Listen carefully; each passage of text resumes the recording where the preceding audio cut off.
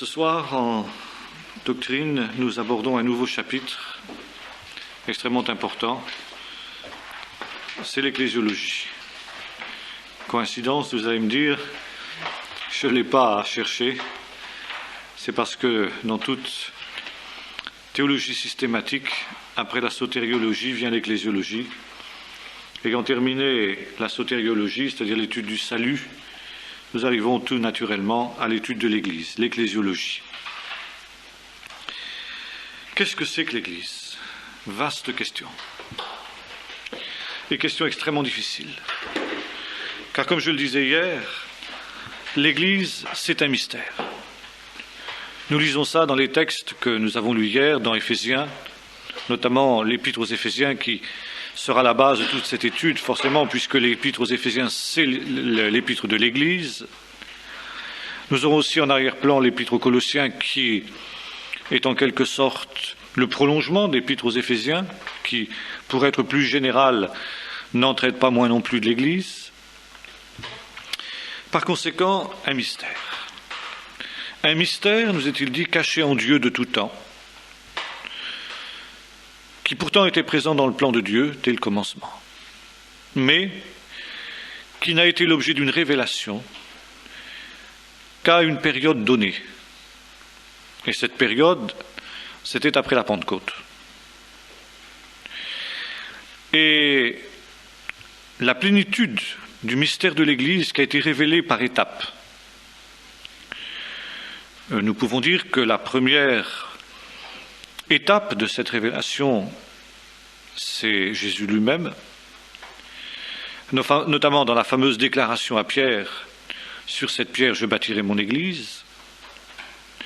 C'est la première mention du mot « Église » dans le Nouveau Testament et dans la Bible tout entière. Dans l'Ancien Testament, il n'en est absolument pas question. Puis ensuite, il y a la création de la communauté primitive à Jérusalem après la Pentecôte, puis une nouvelle grande étape au cours de laquelle cette Église s'ouvre aux païens avec la conversion de Corneille, dans laquelle Pierre joue un rôle majeur comme le Seigneur le lui avait dit quand il lui avait dit « Je bâtirai mon Église ». Et puis ensuite, il y a la conférence de Jérusalem, acte 15, où soudain on est amené à penser le phénomène nouveau qui se crée. Et enfin, la plénitude de la révélation vient avec l'apôtre Paul. L'apôtre Paul qui peut déclarer, avec l'humilité qui est la sienne, que moi, dit-il, qui suis le moindre de tous les saints, l'avorton, c'est moi en quelque sorte. Il m'a été donné d'être celui auquel la révélation de ce mystère caché le Christ en tout temps, qui a été révélé, qui était déjà existant au moment où Paul s'est converti. Mais l'étendue du mystère n'a été révélée qu'à Paul. Et c'est Paul, donc, qui nous expose de la manière la plus lucide, la plus suivie qui soit, le mystère de l'Église, notamment dans ses épîtres, qui traitent de l'Église. C'est dire qu'il ne faut pas nous étonner que nous ayons affaire là à un sujet parmi les plus difficiles qui soit à cerner. Et à cette difficulté de base, si j'ose dire, s'ajoute une autre difficulté, qui est le fait qu'aujourd'hui, après 20 siècles d'histoire de l'Église, siècles au cours desquels on a eu les plus grandes difficultés à comprendre le mystère de l'Église, et où par conséquent de nombreuses déviations ont eu lieu dans ce sens, on soit aujourd'hui en pleine confusion. Et nous pouvons dire que pour l'Église du XXe siècle, l'Église au sens large, c'est-à-dire le christianisme au XXe siècle, la question de l'Église soit le problème numéro 1 aujourd'hui. Et en même temps, on peut dire que le XXe siècle est le siècle où se pose la question de l'Église. Église, ecclésia en grec, c'est en fait la communauté des disciples qui a été appelée par Jésus, mise à part par Jésus, pour répandre son évangile au monde entier et travailler ainsi à l'expansion du règne de Dieu. Le propre de l'évangile, de la bonne nouvelle que Jésus prêche, c'est que cette bonne nouvelle doit être partagée et qu'on ne peut être chrétien qu'en communion avec les autres.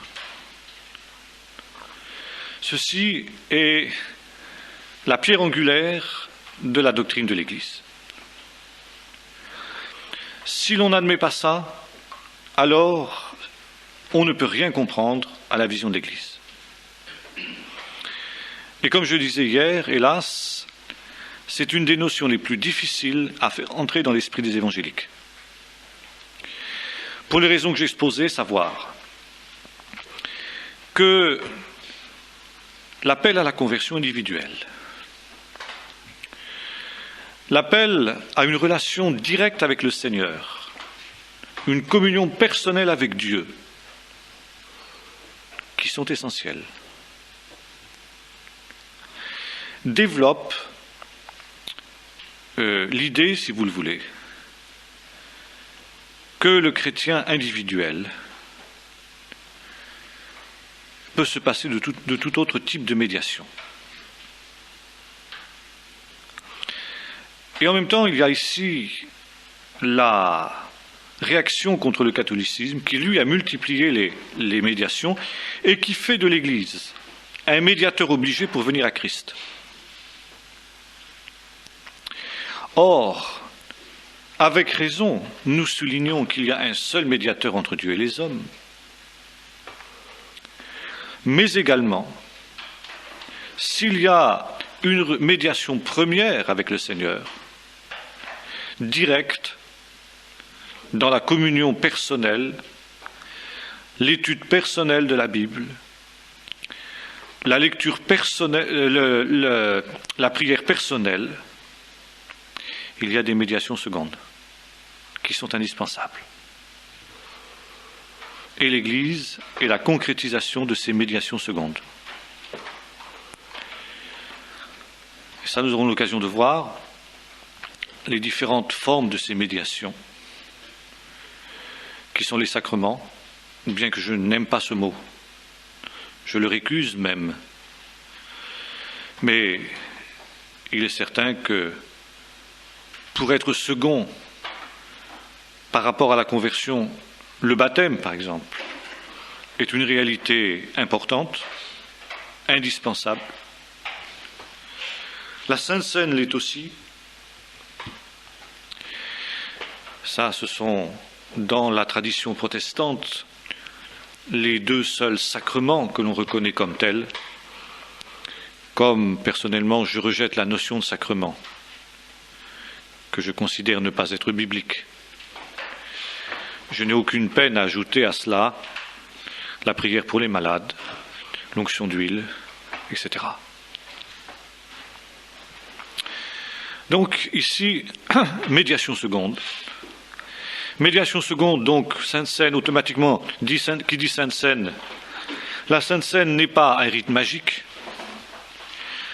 La Sainte Seine est un signe, nous aurons l'occasion d'y revenir, signe d'une réalité vécue. C'est pourquoi, si la Sainte Seine se réduit simplement à un rite, eh bien, elle perd son sens et sa signification.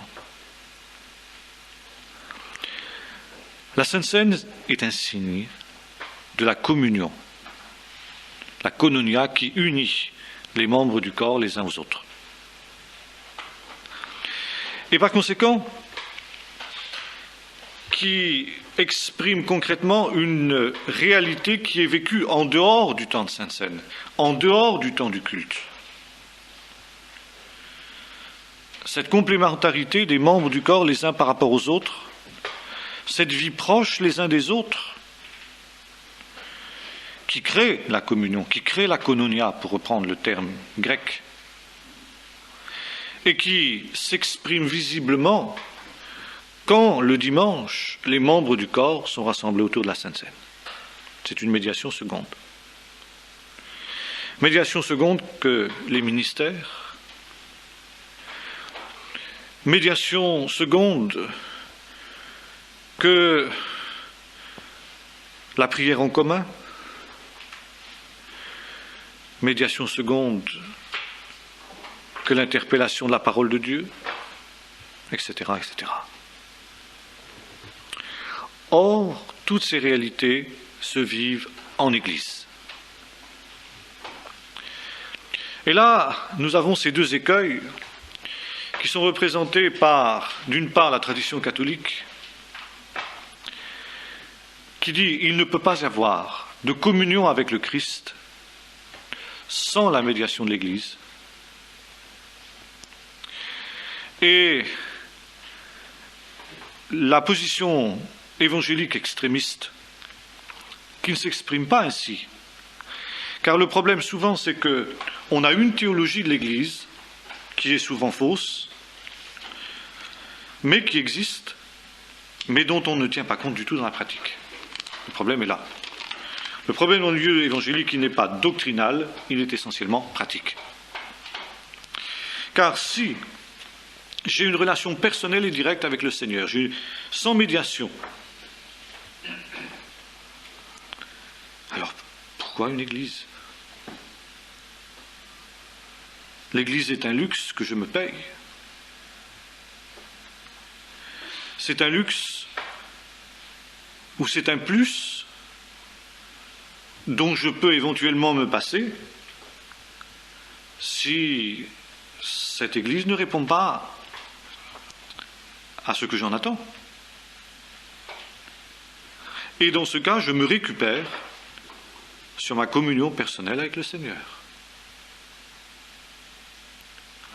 Et c'est pourquoi, ici, il nous faut considérer que cette vision n'est pas biblique. En aucune manière. Car c'est simplement l'approche première, donc la conversion, qui se fait sans médiation, et encore, qui se fait quand même par la médiation de l'Église, car souvent c'est dans l'Église qu'on entend l'Évangile et l'interpellation de l'Évangile. Et le maintien de la communion avec le Seigneur. Tout le message biblique est clair à ce niveau-là. Le maintien de la communion avec le Seigneur passe par le maintien de la communion avec les frères. Donc passe par le maintien de la communion avec l'Église. Les deux réalités sont parallèles. Et là, il faudrait reprendre des textes comme Éphésiens 4, verset 1er, où l'apôtre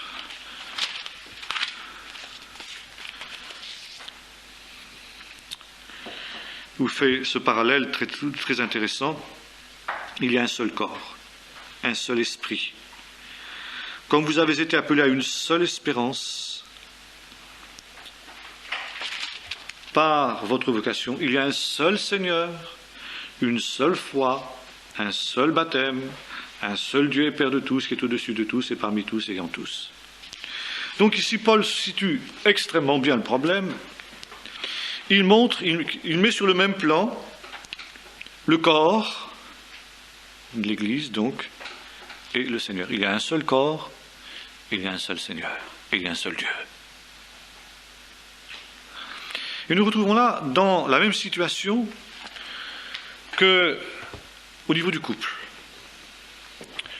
où Paul déclare ceci: « Femmes, soyez soumis à vos maris comme au Seigneur. » Et tout le fameux texte sur les cheveux longs et le voile de la femme est là pour nous montrer que la soumission est le maître mot de l'Église et le maître mot du croyant. Si vous reprenez l'Épître aux Éphésiens, vous vous rendrez compte que constamment le mot soumission revient. Et là, nous voyons précisément que, pour prendre l'exemple du voile ou des cheveux longs, la femme qui refuse cela, en fait, refuse l'ordre de Dieu, refuse la soumission à son mari, et refusant la soumission à son mari, ne peut plus être en communion avec le Seigneur. C'est très clair. La femme qui refuse d'être soumise à son mari n'est plus en communion avec le Seigneur. Il n'est pas étonnant qu'aujourd'hui, on ne veuille même plus lire à l'occasion des mariages, tant dans les églises protestantes que catholiques, ce texte-là, où il dit « Femmes, soyez soumises à vos maris ». C'est plus dans l'esprit du siècle, mais c'est quand même dans l'esprit de l'Évangile. Ensuite, comme je disais hier, il y a « Serviteurs, soyez soumis à vos maîtres ». « Enfants, soyez soumis à vos parents ». Et nous voyons toute cette pyramide, en quelque sorte, du corps, Dieu, n'est-ce pas, souverain qui est au-dessus de tout et en tous, dit l'apôtre Paul. Christ qui est soumis à Dieu, l'homme qui est soumis à Christ, et pour exercer sa souveraineté, Christ donne des ministères auxquels précisément il y a à se soumettre, puis la femme qui est soumise à son mari et à l'homme en général. Ça nous lisons dans Timothée. Que la femme écoute l'évangile avec soumission, la parole avec soumission, nous est-il dit. Alors évidemment, là, il ne faut pas tomber dans l'excès inverse. Et certains frères qui sont d'une envergure parfois très limitée, qui ne croient pas qu'ils peuvent se permettre de reprendre des sœurs qui parfois ont une valeur beaucoup plus importante, plus grande qu'eux sur le plan tant spirituel qu'humain. N'est-ce pas ? Ce n'est pas la soumission de l'adjudant-chef vis-à-vis du deuxième classe, bien sûr. L'autorité de l'adjudant-chef sur le deuxième classe, ça n'a rien à voir. C'est un principe général. Les enfants, les jeunes qui sont soumis aux anciens. Les serviteurs qui sont soumis au maître en dehors de l'Église. Là, on est en dehors de l'Église, mais c'est l'ordre de Dieu. Là, de Dieu, on passe au monde, n'est-ce pas ? Et c'est toute la vision d'Éphésiens. Cette pyramide, si vous voulez, qui va comme ça s'élargissant jusqu'à s'élargir au niveau du monde. Et dans la soumission. Et à nouveau, j'ai été frappé ces jours, comme je disais hier, de méditer ce texte où le Seigneur dit « Serviteurs, soyez soumis à vos maîtres » comme si c'était à Christ. Comme si c'était à Christ lui-même. Ça veut dire que celui qui veut être en communion avec le Christ et qui refuse de se soumettre à son patron, ce qu'il fera en général pas d'ailleurs, parce que autrement le patron lui dira « Mon cher, tu prends la porte ». Alors, en général, on est soumis au patron humain, non pas parce qu'on voit en lui une image du Christ, mais parce que l'intérêt tout court, banal, humain, n'est-ce pas, fait qu'on évitera de ruer dans les brancards. Par contre, dans l'Église, bien sûr, où on n'est pas dans la même obligation, on aura beaucoup plus de liberté, c'est l'inverse. N'est-ce pas ? Donc ici, il y a cette vision-là, et il faut bien le comprendre, et c'est pourquoi l'erreur fondamentale, encore une fois, dans les milieux évangéliques, c'est de penser que la médiation avec le Christ, la médiation personnelle avec le Christ, exclut la médiation de l'Église. Elles sont parallèles, elles sont sur le même plan. Alors ça, vous allez me dire, c'est énorme. Ça, beaucoup d'évangéliques bondiraient, mais ça me paraît profondément biblique. Et ça me paraît imparable bibliquement. Que l'on prenne l'ensemble de l'Épître aux Éphésiens, et c'est très clair. Celui qui conteste, celui qui rejette, dit l'apôtre Paul, celui qui rejette l'autorité, la notion d'autorité, s'insurge contre Dieu lui-même, qui a institué l'autorité. C'est tout, c'est clair. Donc, le principe est là. La foi, si l'on est chrétien, nous amène dans une communion avec les autres.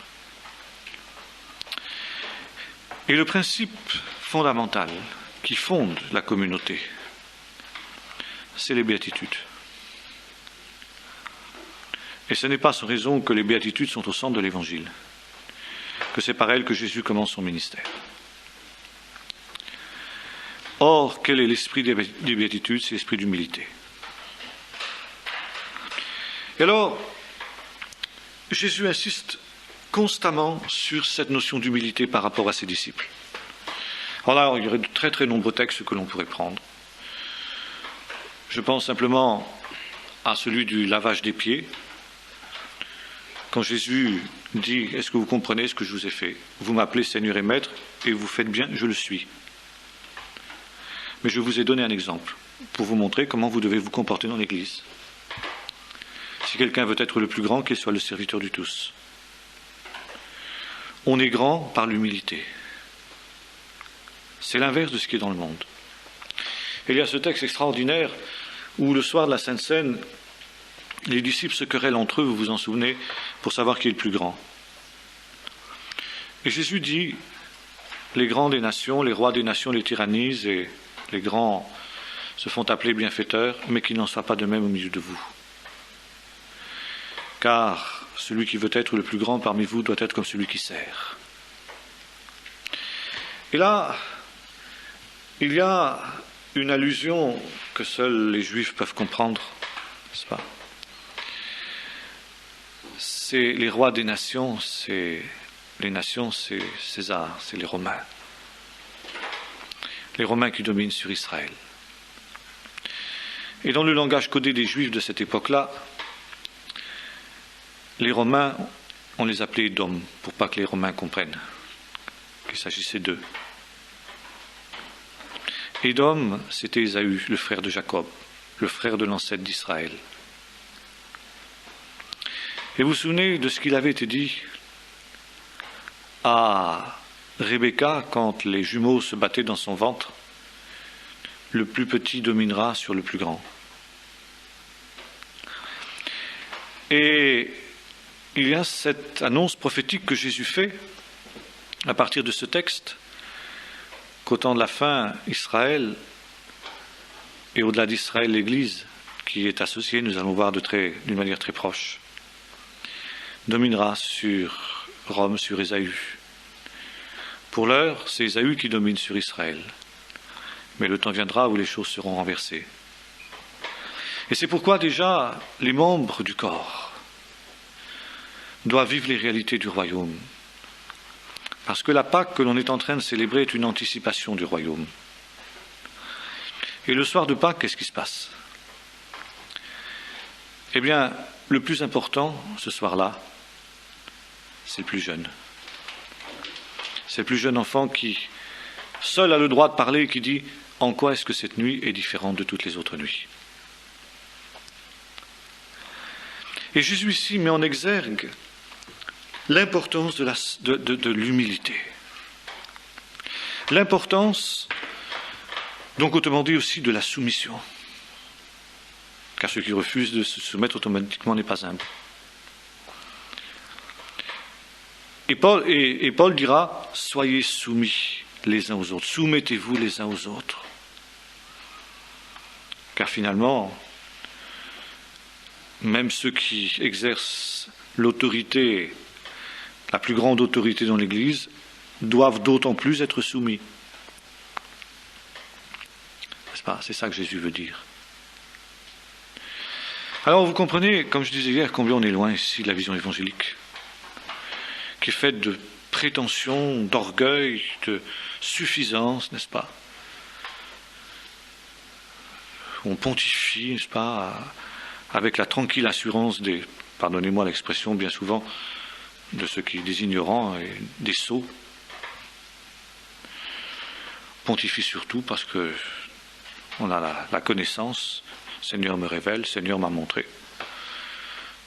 Seigneur m'a montré que les bêtes de l'Apocalypse, là, elles étaient en train de poindre leur nez et que là-bas, c'est pas tel homme politique, il serait bien l'antichrist. On pontifie comme ça. Enfin, c'est tout simplement la suffisance. Et pourquoi ça? Parce qu'on a ce vice fondamental. La non-vision de ce qu'est l'Église et des conditions pour être membre de l'Église. C'est clair. Alors c'est vrai, les catholiques ont poussé trop loin.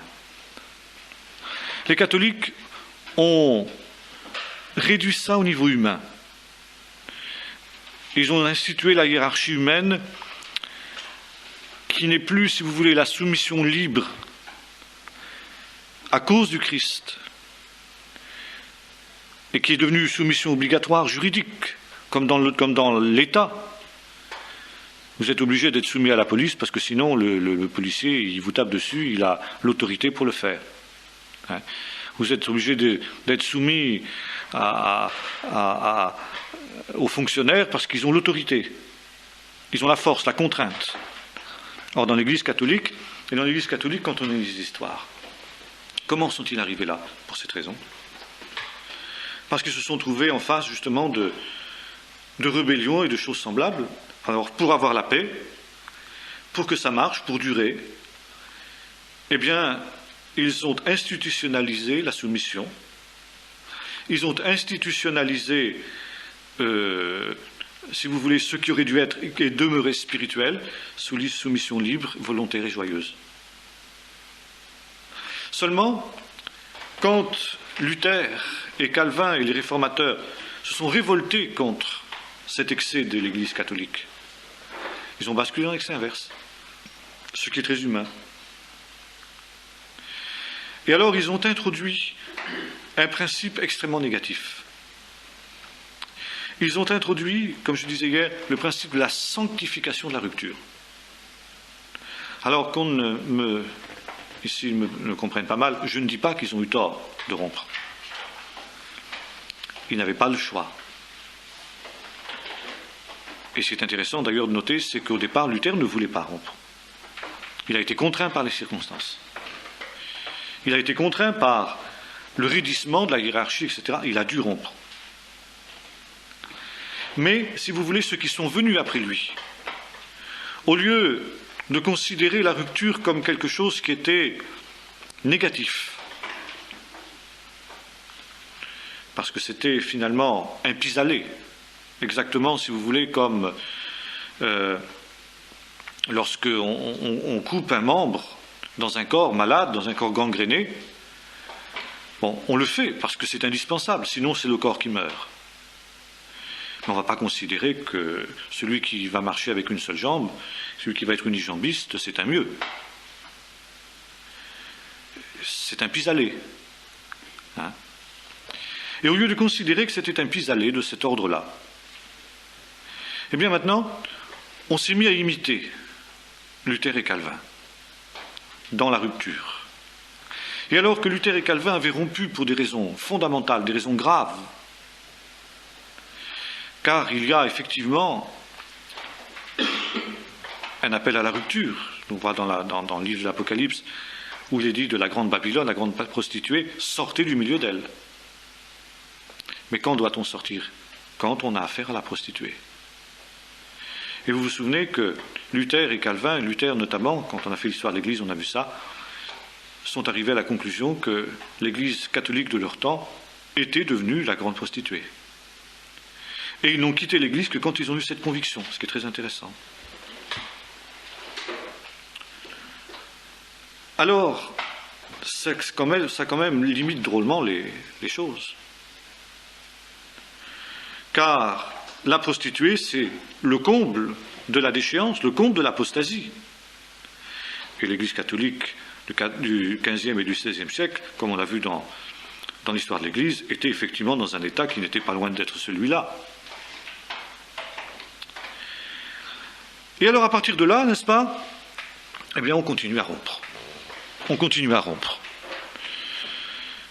Je crois qu'un des grands drames, ça a été au moment, vous savez, de ce fameux colloque de Marbourg dont nous avons parlé en histoire de l'Église, quand Luther a refusé de tendre la main à Zwingli et aux Suisses parce qu'il n'était pas d'accord avec eux sur la question de la consubstantiation. Or, comme l'avait fort bien vu Zwingli, en disant « nous ne sommes pas d'accord sur ce point-là », mais ce n'est pas une raison fondamentale pour que nous n'ayons pas la communion entre nous. Et Luther a répondu avec hauteur, vous vous en souvenez, alors que Zwingli lui tendait la main, il dit « je ne prends pas votre main, nous n'avons pas la même doctrine ». Quand on sait les nuances ténues qu'il y avait entre la doctrine de Luther et la doctrine de Zwingli, tellement qu'on a presque du mal à les cerner aujourd'hui, ben on se dit que là c'était une belle gaffe. Passez-moi l'expression. Et là, Luther n'a pas agi en homme de Dieu, il a agi en homme de parti, en homme de secte. Et à mon avis, ça a été là le grand drame de la Réforme. Car finalement, vous savez, comme on dit dans le scoutisme, la fameuse prière des chefs, « Chef, si tu t'arrêtes, il s'écroule, si tu ralentis, il s'arrête, etc. » Bon, ben, l'exemple était donné. Donc, si sur une question mineure, comme la question de la transsubstantiation, je peux rompre, alors pourquoi pas ensuite sur la question du baptême? Bon, c'est la question du baptême, c'est autre chose, parce que c'est la vision de l'Église. Et là, il y avait une rupture qui était presque indispensable aussi. Mais je ne sais pas, moi, sur des questions de structure, d'organisation, puis ensuite des questions d'hommes, n'est-ce pas? Un tel ne peut pas s'entendre avec un tel. Et nous pensions ces temps-ci à un exemple tout à fait intéressant. Au moment du réveil de Pentecôte, au début de notre siècle, vous savez, on a écrit ça dans Expérience, quand un pasteur Barat est devenu l'apôtre de la Pentecôte en Norvège et en Europe tout entière. Pasteur Barat, qui était un homme rempli d'esprit, je pense que tout le monde reconnaîtra qu'il était un homme de Dieu, béni de Dieu et approuvé par Dieu. Les signes de son ministère, comme dirait l'apôtre Paul, les signes de son apostolat étaient évidents. Or, pendant des années, Barat a continué à pratiquer le baptême des enfants. Et ce n'est qu'au bout d'un certain nombre d'années, d'un bon nombre d'années, qu'il a demandé à Lévi Pétrus de le baptiser. Et l'attitude de Lévi Pétrus est très intéressante. Car Lévi Pétrus, pasteur baptiste, a été rempli du Saint-Esprit par le ministère de Barat, alors que Barat baptisait encore les enfants. Et Lévi Pétrus et Barat ont été unis, si j'ose dire, dans la communion spirituelle, pendant des années, alors que l'un baptisait par immersion et l'autre baptisait les enfants. Et en fin de compte, Barat a demandé à Lévi Pétrus de le baptiser. Ça veut dire que Lévi Pétrus n'a pas considéré que le fait que son ami et son père spirituel n'étaient pas éclairés sur cette question du baptême des enfants était une raison suffisante pour rompre la communion avec lui. Alors, ici, il faut faire très attention parce qu'on est sur une ligne de crête. Vous comprenez ce que je veux dire? Ça ne veut pas dire que Lévi Pétrus reconnaissait le baptême des enfants. Ni reconnaissait, il aurait reconnu comme membre de son église même Barat. Vous voyez, c'est différent. C'est sur un autre niveau, c'est sur un autre plan, mais il ne le jugeait pas, il ne le condamnait pas. Il ne disait pas, tu es un vulgaire, comme avait fait Luther, quoi, qui avait refusé de prendre la main de Zwingli sur une question beaucoup plus mineure que celle-là, qui prêtait beaucoup moins de conséquences que celle-là. Alors, il y a la sanctification de la rupture. En me séparant, je fais l'œuvre de Dieu. En rompant la communion, je fais l'œuvre de Dieu. Je suis un homme fidèle, je suis quelqu'un qui, par souci d'écouter la voix du Seigneur, eh bien, me sépare. Et on arrive à Darby. Darby qui, à la fin de sa vie, à force de se séparer des uns et des autres, il était tout seul, quoi. Presque tout seul. Il est mort, il avait quelques personnes autour de lui, puis voilà, c'est tout. Il avait passé sa vie à se demander de qui il devait se séparer par fidélité au Seigneur. On comprend bien que ça va pas, quoi. Quand on voit Paul qui nous dit dans Éphésiens 4, « Je vous exhorte, moi, le prisonnier dans le Seigneur, à marcher d'une manière digne de la vocation que vous adressez en toute humilité et douceur, encore l'humilité, avec patience, vous supportant les uns les autres avec amour, vous efforçant de conserver l'unité de l'esprit dans le lien de la paix. » C'est le contraire. Ils ont fait le contraire. Et alors, vous comprenez, c'est l'hérésie, comme on disait hier. Parce que on hypertrophie un cas extrême, un cas d'exception, sortez du milieu de mon peuple. Quand c'est la Grande Babylone, quand c'est vraiment le tout dernier, la fin, l'Église qui pactise avec l'Antichrist, parce que qu'est-ce que c'est la Grande Babylone? C'est ça. C'est les tout derniers moments de l'histoire de l'Église. Alors là, oui, retirez-vous, ça, soyez séparés, parce que c'est une question de vie ou de mort. Sinon, vous allez participer à ces jugements. Et puis, on prend cette exception-là, exceptionnelle, et on en fait la norme, on en fait la règle. Et cette norme et cette règle annulent tous les autres textes, qui nous disent exactement l'inverse, qui nous disent conservez l'unité de l'esprit, qui nous disent supportez-vous, etc. Vivez dans l'humilité, dans la soumission. C'est véritablement l'hérésie au sens étymologique, au sens doctrinal du terme. Vous voyez? Alors, bon, là, il y aurait encore beaucoup de choses à dire, mais je me suis un peu égaré, une digression qui n'est pas sans intérêt, parce que je crois qu'effectivement, là, on touche à quelque chose de fondamental. Et là, quand on voit le triste état du monde évangélique, comme disait M. Ricard, cet an dernier, comment il était en Belgique, n'est-ce pas, où là-bas les églises se divisent, se subdivisent, qui sont déjà des toutes petites églises, des tout petits groupes, n'est-ce pas, se subdivisent, n'est-ce pas, le moindre problème entre frères, n'est-ce pas, la moindre querelle, et hop, aussitôt, je suis pas content, je m'en vais avec 6 personnes, et puis je crée une nouvelle église avec 6 personnes, et de l'autre côté, il y en a 12, quoi. Que voulez-vous? On est loin du corps qui forme un solide assemblage, qui est un ensemble bien charpenté. C'est tout à fait l'inverse. Hein? Car qu'est-ce que c'est que l'Église? L'Église, c'est l'assemblée, ou la communauté, ou la synagogue. Tout ça, c'est la traduction du même mot. Très intéressant d'ailleurs qu'Église et synagogue, c'est le même mot. Ça veut dire exactement la même chose. C'est la Beth Knesset en hébreu, ou encore le Kéal. Kéal, alors prenons chacun des mots si vous le voulez d'abord. Beth Knesset, c'est l'endroit où on se rassemble. Knesset, c'est rassembler, lier ensemble. Hein? C'est d'ailleurs aujourd'hui le nom du Parlement israélien, la Knesset. Hein? Mais c'est ça, l'endroit du rassemblement. Nous allons voir combien cette notion de rassemblement est importante dans la vision de l'Église. Ensuite, nous avons le Kéal. Kéal, c'est l'assemblée d'Israël dans le désert. Vous savez, quand l'assemblée était convoquée autour de la tente d'assignation par Moïse, le Kéal, l'ensemble, si vous voulez, la totalité du peuple qui se rassemble. Donc, de là, il y a un mot dérivé, le mot Kéila, et puis un autre mot, c'est le mot Eda. Eda, c'est un mot très intéressant aussi parce que ça vient du mot Ed, qui signifie témoignage. L'Eda, la Eda, c'est la communauté confessante, la communauté de témoignage. Et là, la Bible est extrêmement claire aussi que le témoignage à rendre à Jésus-Christ ne peut pas être un témoignage solitaire.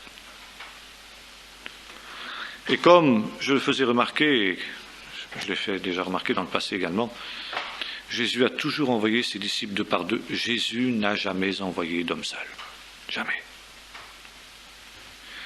L'homme seul, la vision de l'homme seul est antibiblique. Que ce soit, comme nous disions hier, l'homme seul dans son coin, tout seul avec sa Bible, pas une Bible à la main, comme disent les catholiques avec dérision et souvent avec raison. Souvent avec raison.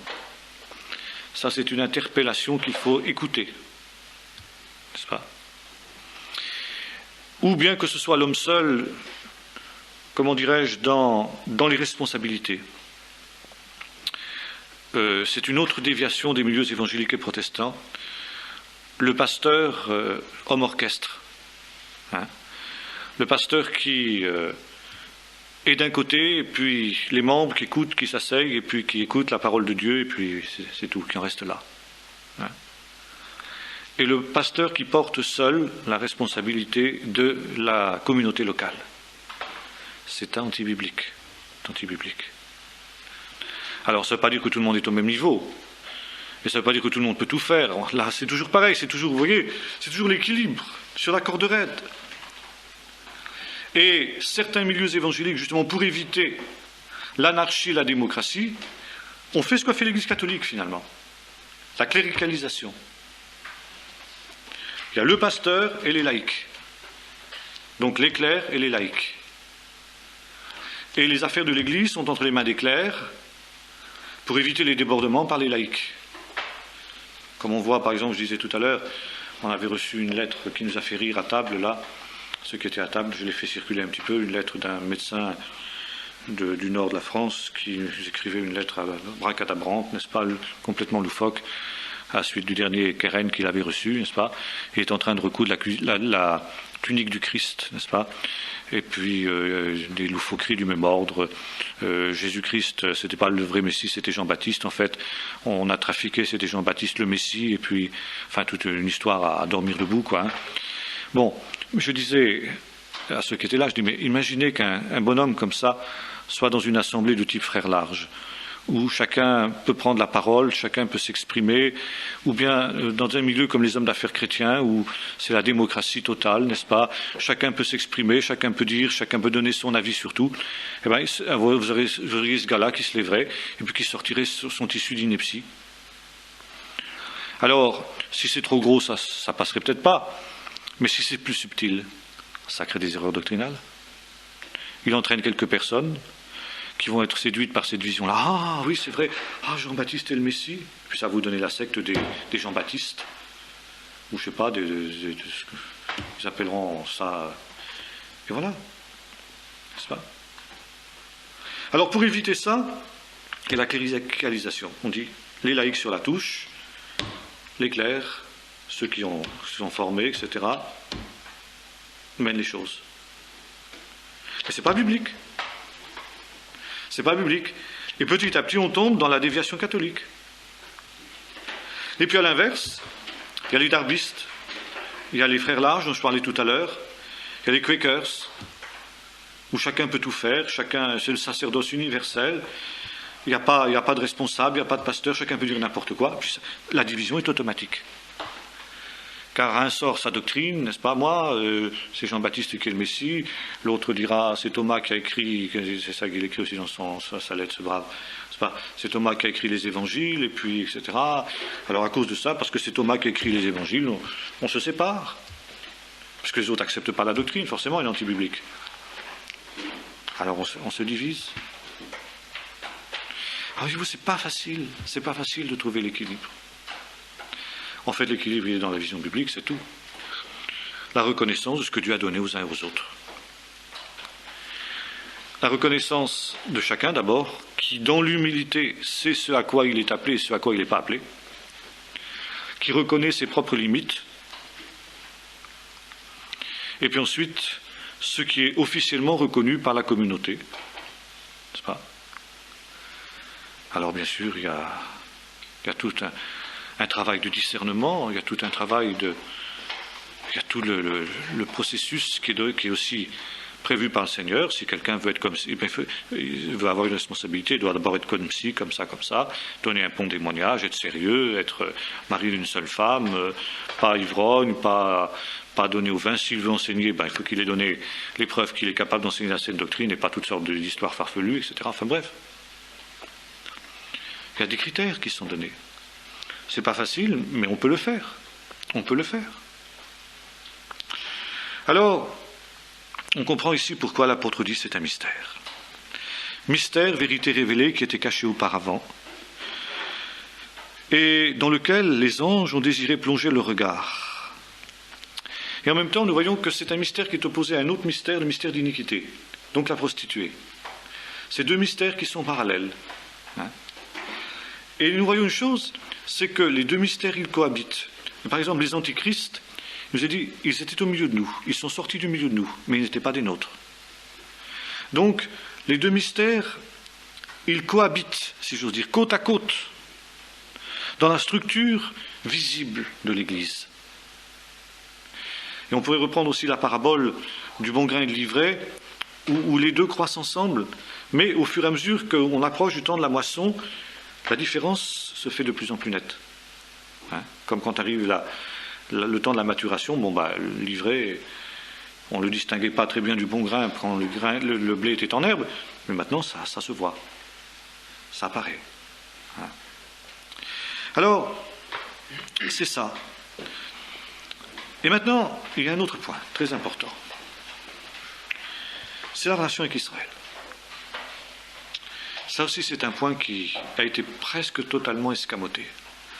C'est amusant quand on lit, par exemple, des traités d'ecclésiologie, comme j'ai fait pour préparer ces études, non pas que je suive servilement ces choses-là, loin s'en faut, mais on ne réinvente pas la poudre à chaque génération non plus.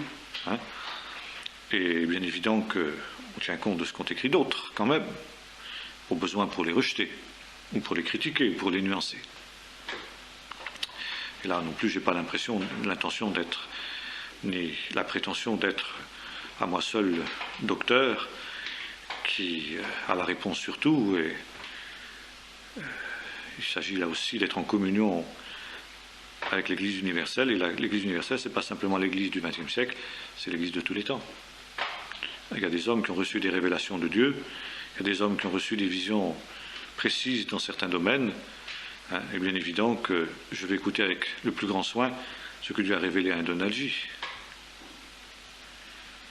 Je vais écouter avec le plus grand soin ce que Dieu a révélé à un Finet.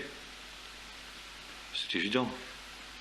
Autrement, on est justement là dans la vision évangélique qui fait que on réinvente la poudre à soi tout seul, quoi. Non. Donc, quand on lit ces traités, ce qui est très intéressant de noter, c'est que la relation avec Israël est presque jamais faite. Or, elle est essentielle. Dans l'Épître aux Éphésiens, elle est essentielle. Et Paul dit, quelle est la révélation du mystère ? Chapitres 2 et 3. C'est que les païens forment un seul corps avec les Juifs. C'est quoi l'Église au départ ? C'est les Juifs en tant que tels. D'abord eux. Parce que, dit l'apôtre Paul, l'évangile est d'abord pour le juif et ensuite pour le grec. Ensuite seulement pour le grec. Et si vous reprenez la méthode d'évangélisation de l'apôtre Paul telle qu'elle est décrite dans le livre des Actes, vous vous apercevez que c'est toujours sa méthode. Il commence par entrer dans la synagogue et prêcher l'évangile aux juifs. Et seulement après, il se tourne vers les païens. C'est la règle absolue. Il y a beaucoup à dire là-dessus aussi, d'ailleurs. Donc, l'Église, c'est les Juifs en tant que Juifs qui sont unis avec les païens en tant que païens. Ça veut dire que les païens ne sont pas obligés de se convertir au judaïsme ou d'adopter la culture juive pour être membre de l'Église. Et la réciproque est vraie d'ailleurs, ça on l'oublie aussi. Car le grand problème au début de l'Église primitive, c'était que la tentation normale, c'était d'exiger des païens que, sinon qu'ils deviennent juifs, du moins qu'ils adoptent la culture juive. Mais aujourd'hui, où c'est l'inverse, où la majorité de l'Église est gentille, ou païenne, ou non-juive, si vous le voulez, eh bien, quand un juif se tourne vers Jésus, on a tendance à lui dire, deviens païen, quoi. Bon. Donc, il y aurait beaucoup de choses à dire là-dessus. Et ça aussi, c'est un problème qui n'est pas vu. Donc, ces deux qui sont différents, qui étaient ennemis, Car nous dit l'apôtre Paul, c'est vrai, l'évangile était pour les Juifs. Et les païens, incirconcis selon la chair, dit Paul, chapitre 2 des Éphésiens,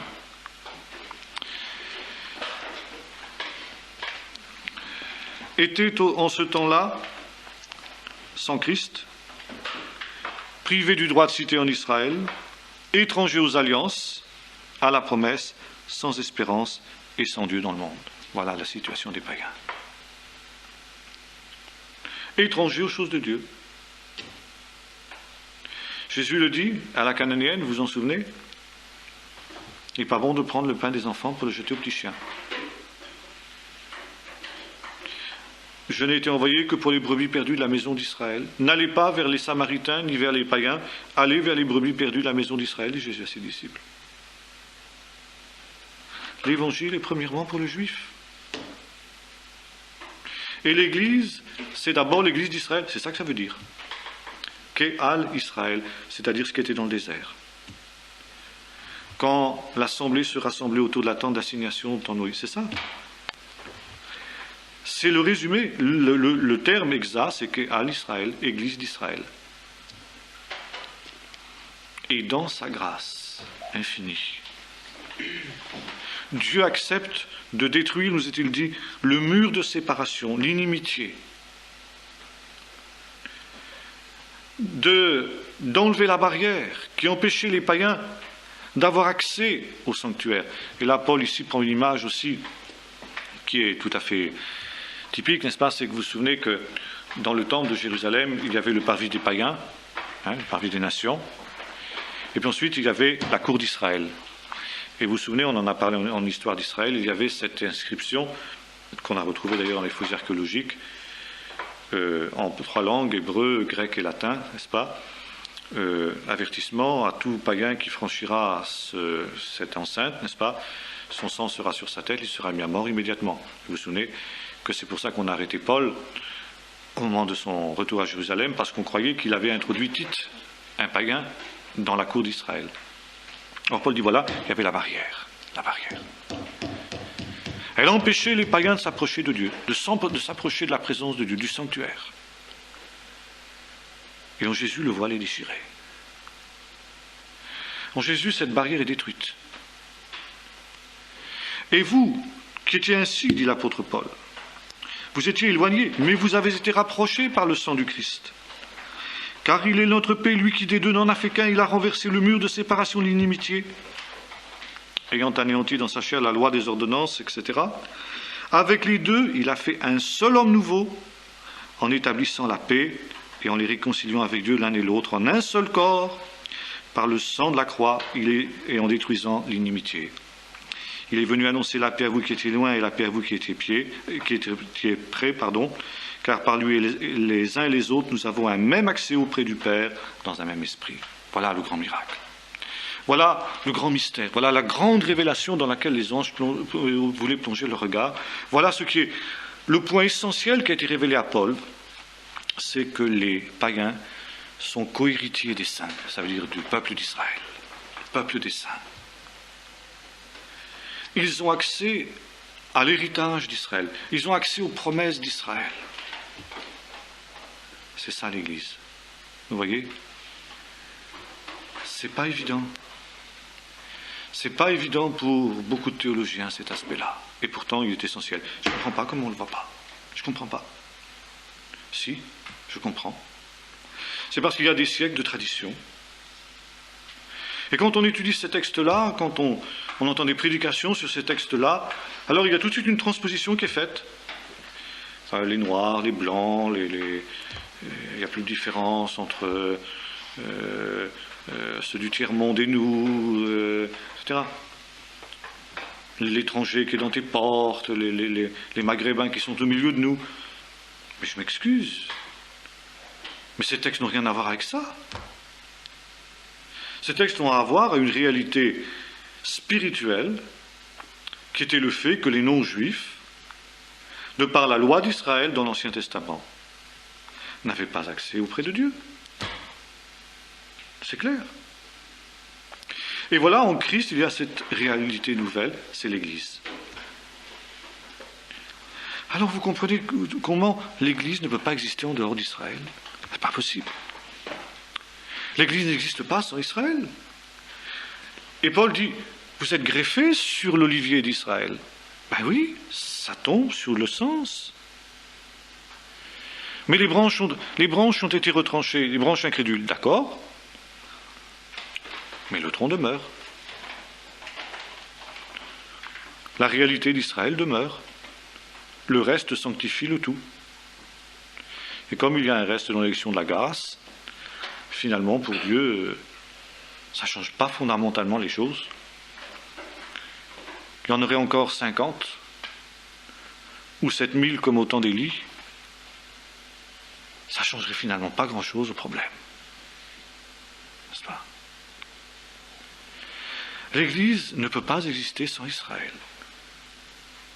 L'Église, c'est le Commonwealth avec Israël.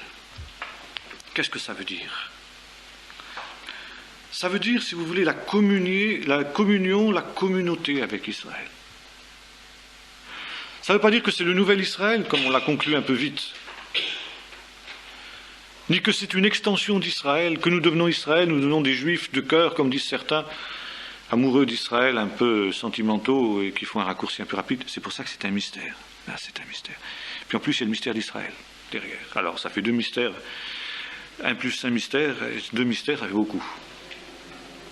Mais quand même, on peut les appréhender. Ça veut dire que chacun reste ce qu'il est. Israël reste Israël. Les païens restent les païens. Mais au-delà de ce qu'on est unis. Si vous voulez, la communion en Christ transcende les différences, je dirais, même religieuses. Le mot religieux ne me plaît pas, mais même, si vous voulez, dans cette différenciation, c'est pas spirituel non plus, c'est entre les deux, entre religieux et spirituel, je ne trouve pas le mot juste, hein, mais qui était une séparation voulue par Dieu pour un temps. Et maintenant, il y a un autre temps. Et ça ne veut pas dire que cette séparation, dans l'économie présente, disparaît, et que par conséquent, les uns doivent intégrer les autres, englober les autres, ou digérer les autres, ou phagocyter les autres. Mais chacun restant ce qu'il est, dans sa vocation, dans sa culture, dans son appel particulier à rendre témoignage, n'est-ce pas ? Eh bien, il y a quelque chose qui transcende tout ça. Et il y a un homme nouveau qui est créé. Alors, voyez-vous, on dira souvent, il n'y a plus ni juifs ni grecs, donc les juifs, c'est des juifs et devenir des grecs. Alors, il faut lire la suite, c'est toujours pareil, n'est-ce pas ? Il n'y a plus ni homme ni femme. Alors, il ne faut plus que les femmes deviennent des hommes, alors quand elles se convertissent. Remarquez, pour certains, on n'en est pas loin. Maintenant, il y a mieux, d'ailleurs on fait l'inverse. Maintenant, c'est les hommes qui vont devenir des femmes pour devenir des chrétiens, parce qu'on est en train de remplacer dans les nouvelles traductions de la Bible, quand il est question de Dieu, il, on dira elle. Et au lieu de dire le père, on dira la mère, quoi. Hein. Oui, on en est là, ça montre le niveau. Mais l'homme reste un homme, la femme reste une femme. Et nous voyons que, justement, ce qui est demandé de la femme n'est pas ce qui est demandé à l'homme, pourtant ils sont un. Ils sont un dans le couple, et puis ils sont un dans l'Église. Mais là, on est sur un autre registre, on est sur un autre plan. Tout à l'heure, nous avons parlé de soumission. Femmes, soyez soumises à vos maris. Serviteurs, soyez soumis à vos maîtres. Mais là, on est sur un autre plan, le plan éternel. Le plan de la vocation éternelle, dans le plan de Dieu. Et voilà, tout ça s'est transcendé. C'est pas gommé. Si vous voulez, la spécificité des uns et des autres n'est pas gommée, mais elle est transcendée. Il y a quelque chose qui est au-dessus. C'est relativisé, mais ça ne disparaît pas.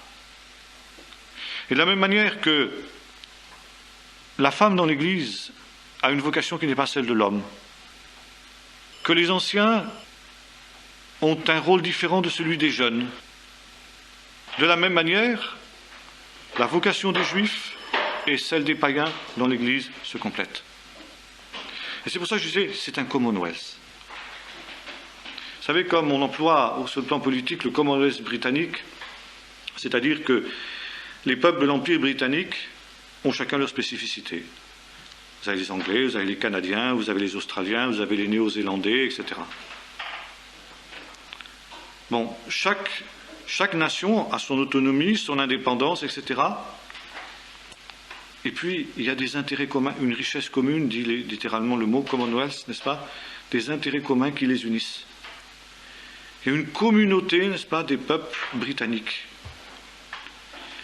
Eh bien, si vous voulez, spirituellement, sous toute proportion, ce n'est qu'une image, bien sûr, une parabole, et la parabole est toujours limitée. Mais si vous voulez, ça nous permet de comprendre, c'est ça l'Église. Ce n'est pas l'uniformité. C'est l'unité dans la spécificité des uns et des autres. C'est l'unité dans la complémentarité. C'est le corps. C'est exactement la vision du corps. Alors, si vous voulez, voilà quelques mots d'introduction qui nous placent d'emblée devant la profondeur de ce mystère. Et on comprend tout de suite, comme dit l'apôtre Paul, je vous ai parlé en peu de mots, dit l'apôtre Paul, mais ce peu de mots vous permet de comprendre la profondeur de ce mystère. On est loin d'en avoir sondé, et c'est pourquoi, quand certains évangéliques disent avec suffisance et bêtise, n'est-ce pas, que pour eux, ils ont leur conception de l'Église, où le mystère de l'Église n'est plus un pour eux, dites donc, pauvre sot, disons le mot, n'est-ce pas? Alors voilà, nous allons attaquer ce gros, ça c'était juste une petite introduction ce soir, mais nous allons nous arrêter sur ce mystère pendant les temps qui viennent, parce que comme je disais tout à l'heure, c'est le problème, la question numéro 1 du christianisme au XXe siècle et bientôt au XXIe siècle.